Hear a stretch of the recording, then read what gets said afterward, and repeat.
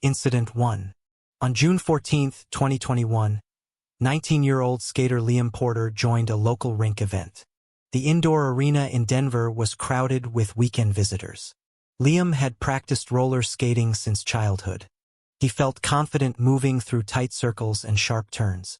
The evening began normally, calm music playing over the speakers. Small kids skated slowly near the outer boundary. Liam pushed for speed in the center lane. A loose patch of waxed flooring caught his left wheel. His skates jerked sideways without warning. Liam lost balance and spun violently toward the inner railing. His shoulder hit the metal post at full rotation. The impact flipped him forward, dragging his head to the floor. Skaters nearby panicked and moved away. Liam's body slid several feet before stopping. Staff rushed toward him as the music cut abruptly. Emergency lights inside the rink turned on. Paramedics entered within minutes. They attempted chest support and airway clearance. But Liam showed no response to repeated checks. He was pronounced dead on the rink floor. Witnesses stood frozen, stunned by the sudden tragedy. The rink temporarily closed for investigation. Officials examined the uneven flooring section. The event sparked new safety rules for speed skaters. Liam's death remains one of the rink's darkest incidents. Incident 2. On March 9, 2022, 22-year-old skater Maria Hill visited Lakeside skate park. It was a warm afternoon with steady weekend crowds. Maria practiced aggressive downhill roller skating. She enjoyed speed runs on long concrete slopes. The park's main ramp was recently resurfaced. Several skaters tested it earlier without issues. Maria prepared for her fastest descent of the day. She tightened her wrist guards and adjusted her stance. As she pushed off, her momentum increased quickly. The slope narrowed sharply near the lower curve. Maria tried to lean left but overshot her angle. Her right wheel clipped a raised concrete seam. She lurched forward at extreme speed. Maria crashed headfirst into the metal barrier.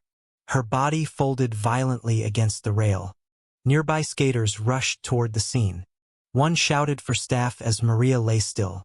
Park medics arrived with emergency kits. They checked pulse and attempted stabilization. Maria showed no movement or breathing.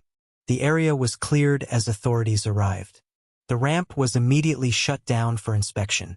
Engineers discovered a hidden surface defect. Safety guidelines were updated for extreme skaters. Maria's fall remains a chilling reminder of downhill risks. Incident 3. On August 3, 2020, 24-year-old skater Noah Briggs entered Harborline Roller Plaza. The seaside rink was busy with evening tourists. Noah specialized in fast spin tricks during open sessions. He had improved rapidly over the past 2 years. The wooden floor was polished earlier that day. Staff warned skaters about reduced friction. Noah prepared for a high-speed spin near the center circle. He steadied his balance and counted his rotations. As he launched, his pace increased rapidly. His skates hummed against the slippery surface. On the fourth rotation, his left wheel skipped traction. Noah's body whipped sideways unexpectedly. He slid uncontrollably toward the rink's corner post. Skaters jumped aside as he spun past them. Noah crashed violently into the thick metal beam. His helmet snapped off from the impact. He collapsed instantly onto the wooden floor.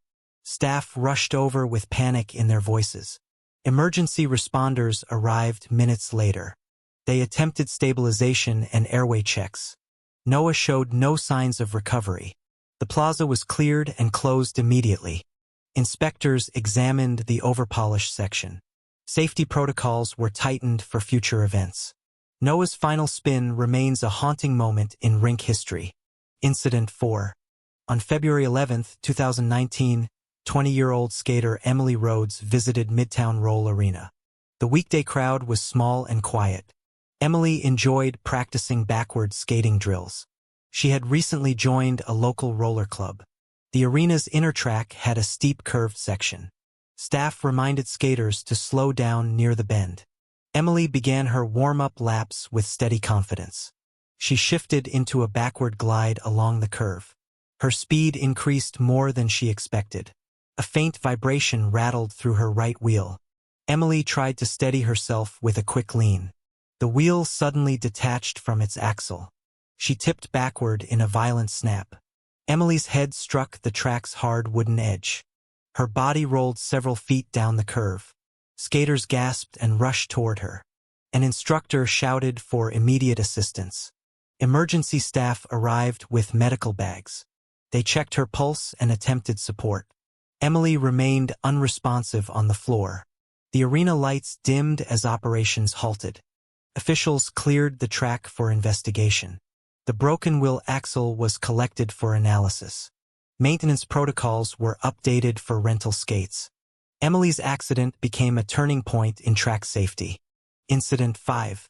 On October 5, 2023, 23-year-old skater Jason Kim entered Riverside Roller Dome. The evening session attracted competitive skaters and casual visitors. Jason specialized in fast crossover maneuvers. He had trained for months to perfect a new jump trick. The rink floor had recently been polished for an event. Staff warned participants about slightly wet spots near corners.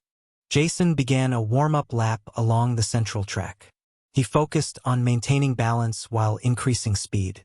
The first jump attempt went smoothly. For the second, he built momentum approaching a tight corner. His right skate slipped on a thin wet patch. Jason's body spun violently toward the outer railing. He crashed shoulder first into the metallic barrier.